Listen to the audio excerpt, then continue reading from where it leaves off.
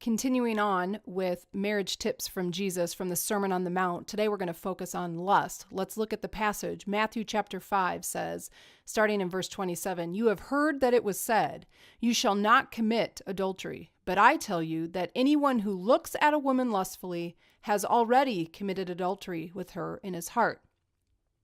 Now, as we saw in the last video regarding anger and murder and how Jesus was connecting those two, and how we learned that Jesus was shocking the audience by what he was comparing, how he was comparing those two. We see that again today, that Jesus is now comparing adultery and lust. So what we see here is the point is Jesus attacks the heart issue behind adultery.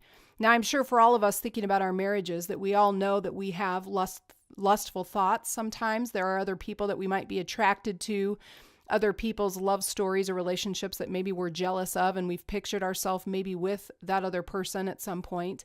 And you recognize that even though you may not make the decision to want to have an affair with someone, that lust definitely can bring you to that road very quickly and is very dangerous. So what we see here is what Jesus is saying, again, looking at the old law, saying adultery is a sin, but so are the lustful thoughts that precede the act.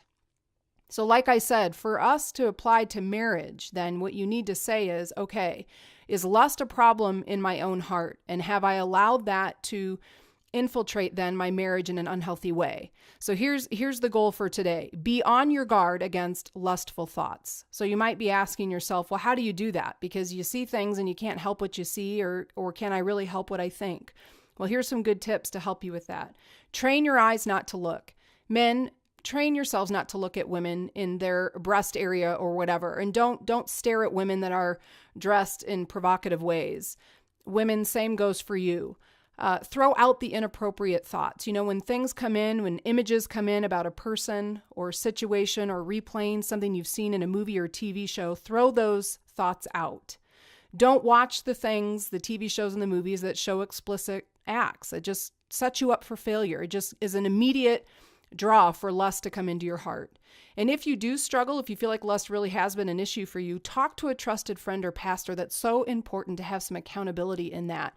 And this last point may shock you, but I promise it really is a useful thing. Be honest with your spouse about the people or situations that tempt you.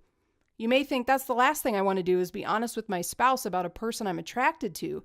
But the reality is, as the Bible says, that when we keep things in darkness and in secret, that's where the enemy has the foothold.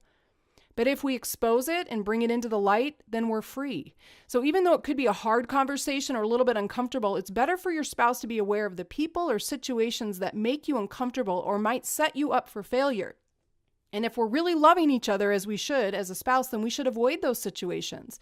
Instead of being defensive of that or offended by that, as the spouse who hears that information, to say, I want to help protect you from those things.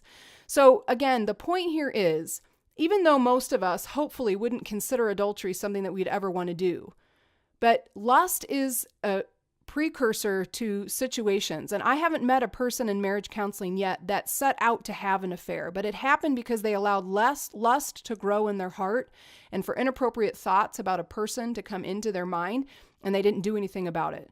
So take some time as a couple, do the talk about it time here, ask these questions of one another, and really look to guard against letting lust be something that comes into your marriage and into your own heart.